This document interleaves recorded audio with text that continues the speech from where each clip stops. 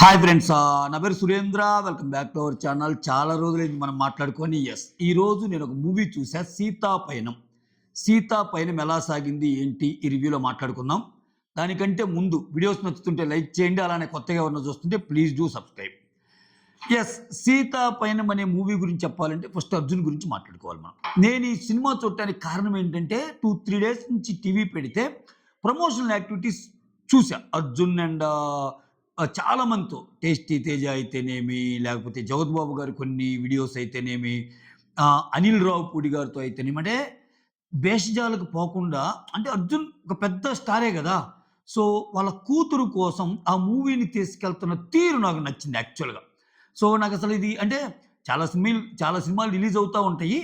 But Arjun గారు కూడా చాలా ఓపెన్గా చెప్పారు, నేను నా సినిమాలు చాలా చేసినా, సో నేను ప్రమోషనల్ యాక్టివిటీస్ కోసం కానీ దేనికోసం అంత ఇది అవ్వలేదు, బట్ ఈ మూవీ కోసం చేస్తున్నాను అన్నట్టు చెప్తాడు. ఇంకా అర్జున్ గురించి మాట్లాడుకోవాల్సి వస్తే చాలా మూవీస్ ఉన్నాయి, చాలా మంచి మంచి మూవీస్ ఉన్నాయి. ఓకే, అర్జున్ గారి డైరెక్షన్లో వచ్చిన మూవీ, అర్జున్ గారి కూతురు మెయిన్ లీడ్గా సీత అనే ఆ రోల్లో నిర్మించబడ్డ ఒక మూవీ. కథ, స్క్రీన్ ప్లే, నిర్మాత, దర్శకత్వం మొత్తం అర్జున్ గారే. ఇక్కడ ఫస్ట్ ప్లస్ పాయింట్ చెప్పుకుందాం. ఈ సినిమా నాకు నచ్చింది. సినిమా ఎందుకు నచ్చిందంటే, సో కొంచెం టెక్నికల్ ఆస్పెక్ట్స్ పక్కన పెట్టి, కొంచెం చిన్న చిన్న లాజిక్స్ పక్కన పెడితే, సినిమాలో పెద్ద రొటీన్ మూవీనే కానీ మనకు నచ్చింది. ఎందుకంటే ఇప్పుడు కొన్ని కొన్ని విషయాలు, అమ్మ, ఆవకాయ, తమ్ముడు, చెల్లెలు, ఇటువంటి బంధాలు సో రోజు మాట్లాడుకుంటున్నా మనకి ఎక్కుతానే ఉంటాయిగా. సో అలానే ఒక కోర్ ఎసెన్స్ ఏదైతే ఉందో ఈ మూవీలో అది బాగా కనెక్ట్ అయ్యింది. అలా అని చెప్పి అది కొత్త పాయింట్ అంటే ఏం కాదు, బట్ సినిమా అయితే బాగుంటుంది. సో ఇక్కడ సీత అనే అమ్మాయి, తను ఒక చెఫ్ కింద పనిచేస్తా, ఒక ఈవెంట్కి అటెండ్ అవుతా, ఒక వర్క్షాప్కి అటెండ్ అవుతా వెళ్తున్న ప్రాసెస్లో సో ఒక పెద్ద యాక్సిడెంట్కి గురైద్ది.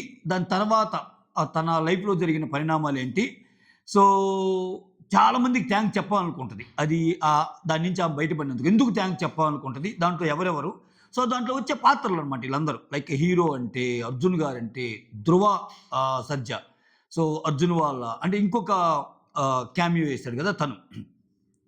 సో సత్యరాజ్ అంటే, ప్రకాష్ రాజ్ అంటే, వీళ్ళందరూ, సత్యరాజ్ అంటే వాళ్ళ ఫాదర్. సో ఈ జర్నీని చాలా బాగా చూపించాడు. సో ఫస్ట్ హాఫ్ అయితే చాలా బాగా అనిపిస్తుంది. కొంచెం ఇంటర్వెల్ ఇంకొంచెం బాగుంటే బాగుంది అనిపిస్తుంది. మళ్ళీ సెకండ్ హాఫ్ కూడా చాలా బాగున్నా కొంచెం స్లోగా వెళ్తున్నట్టు అనిపిస్తుంది. అదొక్కటి డ్రాబ్యాక్. ఇంకొకటి ఏంటంటే, టెక్నాలజీ బాగా కొత్త పుంతలు దొక్కుతున్న ఈ టైంలో కొంచెం గ్రాఫిక్స్ ఇంకా బాగా అందిపుచ్చుకోవచ్చు. ఎందుకంటే యాక్చువల్గా ఇది గ్రాఫిక్స్ భయంకరమైన గ్రాఫిక్స్ ఉన్న మూవీ కూడా కాదు. జస్ట్ ఇదంతా ఏంది, ఒక రోడ్ ట్రిప్ మీద తీసిన మూవీ కాబట్టి వాళ్ళు జర్నీ చేస్తున్న సీన్ని కొంచెం రియలిస్టిక్గా బాగానే చూపించవచ్చు. అక్కడ కొంచెం ఫెయిల్ అయినట్టు కనిపిస్తుంది, అంటే విజువల్స్ నేను చెబుతుంది. అందుకే టెక్నికల్ ఆస్పెక్ట్స్ని పక్కన పెట్టి చూస్తే మీకు సినిమా చాలా బాగా నచ్చింది. ఓకే, సో చివరికి ఏమైంది, ఒక తండ్రికి కూతురికి మధ్య ఉన్న రిలేషన్ని అర్జున్ ఎలా చెప్పాలనుకున్నాడో అలా చెప్పగలిగాడు. సో క్లైమాక్స్ కూడా ఎక్కడ ఓవర్బోర్డ్ కాకుండా క్లైమాక్స్ని ఫినిష్ చేసినవే చాలా బాగుంది. సో మ్యూజిక్ అసలు అనూప్ రూబెన్స్ మ్యూజిక్ చాలా బాగా ఆకట్టుకుంటుంది, బీజిఎం కూడా. అండ్ డైలాగ్స్ సాయి మాధవ్ బుర్రా, ఆ డైలాగ్స్ బాగుంటాయి. ఇంకా తారాగణంకి వస్తే ఇంకా మా సత్యరాజ్ గారి గురించి మనము ఇంకా ఆయన యాక్టింగ్ గురించి మనం మాట్లాడగలమా.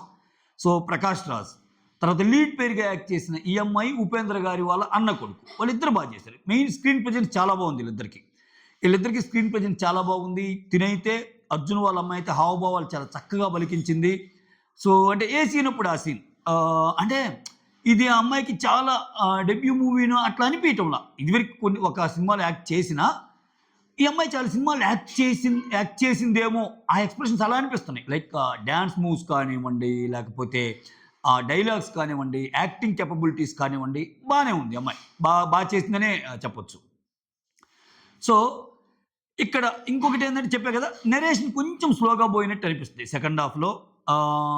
రొటీన్ మూవీ అవటం వల్ల ఏంటంటే, సో కొత్తదనం కోరేవాళ్ళకి, అంటే ఇవాళ రేపైంది ప్రతి సీను క్లైమాక్స్ లాగా ఉండాలి. అంటే అక్కడ డైరెక్టర్ ఎన్ని కష్టాలు పడి తీసినా మనం ప్రేక్షకుడి సీట్లో కూర్చుండే వాళ్ళకి ఏంటంటే ఈ సీన్ నేను ఎక్స్పెక్ట్ చేస్తే అది జరగకూడదు. నెక్స్ట్ సీన్ నేను ఎక్స్పెక్ట్ చేస్తే జరగకూడదు. మనం ఎక్స్పెక్ట్ చేసింది జరిగిందంటే రొటీన్ మూవీ అన్నట్టు ఉంటుంది. సో అట్లా అనిపిస్తుంది. సో ఈ మూవీ ఏంటంటే ప్రిడిక్టబుల్. చివరికి ఏం జరిగిద్దో మనకి తెలిసిద్ది. కానీ హృద్యంగా ఉంటాయి. సన్నివేశాలు మొత్తం హృద్యంగా ఉంటాయి. నెగిటివిటీస్ అంటే అయ్యే చెప్తాను నేను. ప్రిడిక్టబుల్ అండ్ స్లో నెరేషన్, కొంచెం స్క్రీన్ ప్లే. సో మంచి డిపార్ట్మెంట్స్ అంటే ఇంకా యాక్టింగ్ పరంగా వీళ్ళందరూ మెయిన్ లీడ్స్ కానీ, తర్వాత సపోర్టింగ్ క్యారెక్టర్స్ కానీ, లేకపోతే అర్జున్, ధృవ సర్జా అతని ఇంట్రొడక్షన్ కానీ, లేకపోతే ఇక్కడ చాలా ఆ జర్నీలో చాలా టచ్ చేస్తారబ్బా. కథ చిన్నది కానీ చాలా చాలా అంటే రిలేషన్స్ మీద, బంధాల మీద, లైక్ సాయి మాధవ్ బుర్ర ఎరగొట్టేస్తాడు డైలాగ్స్. దాంట్లో అసలు సూపర్ వర్త్ అనిపిస్తాయి.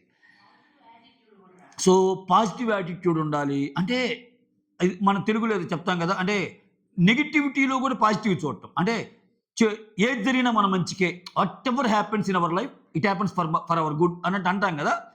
సో ఇది ఇక్కడ చాలా బాగా డిజైన్ చేస్తాడు. అంటే ఒక్కోసారి చెడు జరిగినా అది నీ మంచికే జరిగిద్ది అన్నది. అసలు అక్కడ జరిగిన చెడు ఏంటి, మంచి ఏం జరిగింది అనేది మీరు మూవీలో చూడండి.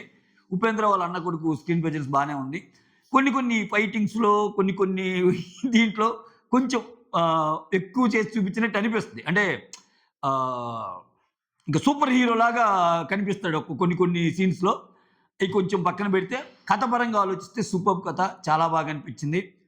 చూడొచ్చు, మనం హ్యాపీగా చూడొచ్చు.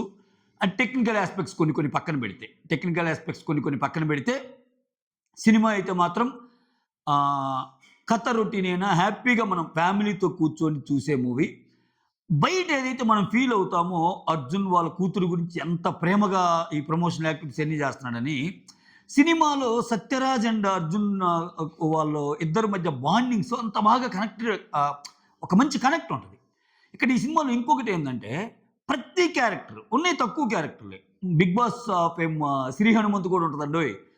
కొంచెం మంచి స్క్రీన్ ప్రజెన్స్ కొంచెం బాగానే ఉంటుంది. అమ్మాయిది కూడా కొంచెం లెంత్ మరీ ఇట్లా వచ్చి ఇట్లా కనపడిపోయే క్యారెక్టర్ కాకుండా కథలో భాగమయ్యే క్యారెక్టరే.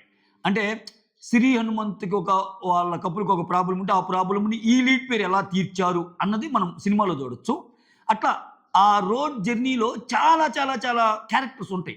ఆ క్యారెక్టర్స్ మొత్తము అలా వచ్చి ఇలా పోకుండా చివరికి ఒక్కొక్కటి కనెక్ట్ అవుతా వస్తారన్నమాట. కనెక్ట్ అవుతా వచ్చి తర్వాత వాళ్ళు కొంతమంది చేంజ్ అవుతారు. సో ఇట్లా చేంజ్ అయిన వాళ్ళు చివరికి వాళ్ళందరూ మళ్ళీ ఎలా కలుస్తారు, ఏ ఇంట్లో కలుస్తారు, ఇవన్నీ చాలా అంటే ఏదో దీనికోసం పెట్టాము అన్నట్టు కాకుండా ఆ డాట్స్ అన్నిటిని కనెక్ట్ చేస్తాడు. సెకండ్ హాఫ్లో డాట్స్ అన్నిటిని కనెక్ట్ చేస్తాడు. సో మనుషులతో పాటు జంతువుల్ని ఎంత ప్రేమగా చూసుకోవాలి అని ధ్రువ సర్జా ఎపిసోడ్ ఒకటి ఉంటుంది, లైక్ గోమాతల గురించి. ఓకే, చాలా బాగా అనిపిస్తుంది. అంటే కొంచెం అంటే అది ఒక కొత్త యాంగిల్ నాకైతే. తల్లి బిడ్డలు అంటే మనం హ్యూమన్ బాండ్స్నే ఎక్కువ చూస్తాం కదా మూవీస్లో. సో ఒక గోవుకి అంటే జంతువులైనా మనుషులైనా ఏవైనా ప్రాణులే.